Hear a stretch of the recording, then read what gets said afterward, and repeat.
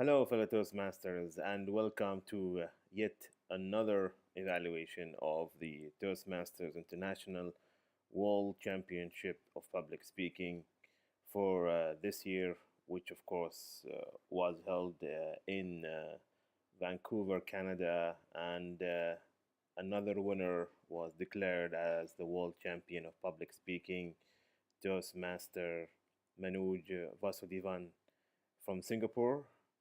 And as in every year, we always get together and talk about the main lessons that we've learned from the World Championship of Public Speaking. This year, we come back again with seven brand new lessons from the 10 speakers that competed on the stage before the declaration of the new World Champion of Public Speaking. For the first lesson that we can take home easily is being human. A lot of speakers in this year's championship talk about themselves in a very vulnerable fashion. They talked about their shortcomings, their disadvantages in life, and how they overcame these shortcomings. There were speakers like Katina Hunter who spoke about her own physical shortcomings. There were people who even made fun of the way their day jobs, like the person who was an undertaker, and even making fun of their failures in relationships.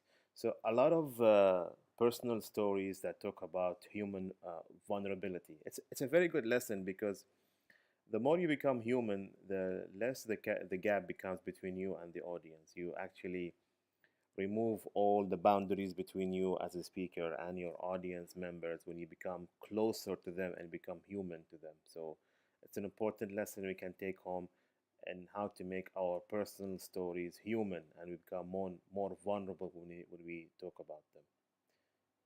The second lesson from this year's championship is you are allowed to a little bit bend the truth and exaggerate in what actually happened in the actual story. That was very clear in the second place winner, Toastmaster Simon Bucknell. The speaker talked about his days as a school student in a boarding school, and he receives a letter from his parents overseas. Now, apparently, the letter is talking about his parents separating, and then he found out that the letter is a fake and it was a joke by a co-worker. Now, I know in real life this doesn't happen, yeah, but on the stage to provide the spice and drama, you can kind of bend the truth from time to time. There are other turning points in other speakers. Now, the turning point in the speakers may not be as realistic as possible, but for the sake of adding spice on the delivery, you are allowed to bend the truth to a certain extent. Third lesson in this year's championships is the importance of having a guardian angel in your story. You can never teach yourself a lesson, a life changing lesson, by depending on yourself. So many often that we are engaged in a certain situation that we cannot really see the actual solution until somebody else teaches us how to find the way out. And in most of the stories in this year, we found out guardian angels that really gave the speaker a new way, a new solution, a new method to change and become better. So when you have someone to help you in your story, you become also a learner and become more human and humble, and then we feel closer to you. And in most of the stories, we found somebody helping the speaker finding a new way, a new method to change. Fourth lesson for this year's championships is the use of drama and delivery. We are often accused of using drama and overplaying small emotions and the overuse of nonverbal body language, facial expressions, hand gestures. And I guess we are okay with that because the stage requires the speakers to over dramatize their nonverbal, their hand gestures, because they know that there are 19 judges watching them and putting scores on these elements. So apart from my own personal preference not to over dramatize speeches, I guess that the use of over drama can sometimes be good to get more points, and that's all.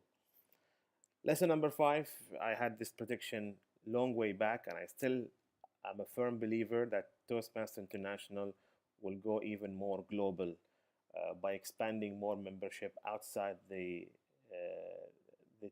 American continent. We'll have more membership from outside speakers. So it is expected to have more international themes for the conventions, more international judges, more international speakers, and even non-native speakers.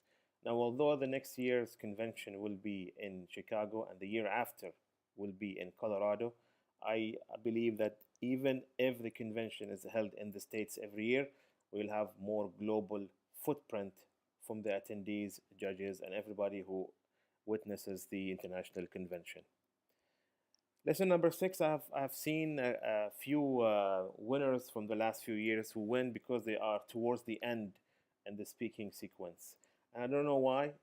Is it because the 10 speakers is a bit long? It's a bit long time for all the judges to really focus their judging on choosing the winners. But I have seen a trend over the past 4 years that usually speakers who are positions to speak towards the end usually leave a better impression on the judges, like Mohammed Al Qahtani from 015, Darren Tay from 016, and this year Toastmaster Manoj.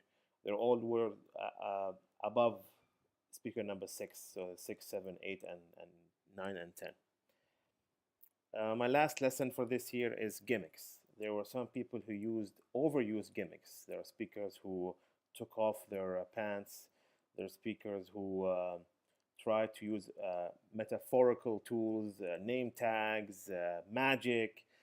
They're nice. I mean, it's a nice change to have gimmicks, but we got to be careful because gimmicks can be a double-edged sword in your delivery. And I always try to stick with the recommendation of Toastmasters. The best visual aid that you can use is your own body language, your own hand gestures. So although we will not see the end of gimmicks, they will come back again and again. But I believe that if you want to use gimmicks in your stories, you got to be careful because gimmicks can be a double-edged sword at the end. Last but not least, I think that 2018 we will get yet another non-native speaker as champion. Said Johnny Appleseed. Now Johnny Appleseed is a made-up character. I just want to remind you that we will get another non-native speaker as champion next year as well, in the same way we got it this year and the year before. Toastmasters going international, and that was an example of how international TMI is going. I really wish that you take the time and watch the 10 speakers and learn more lessons. And if I missed anything, please let me know where we can have a nice discussion about another way to look into the lessons and learn even more. Wish you a very good day and a marvelous journey in your next stage of speaking. God bless you all.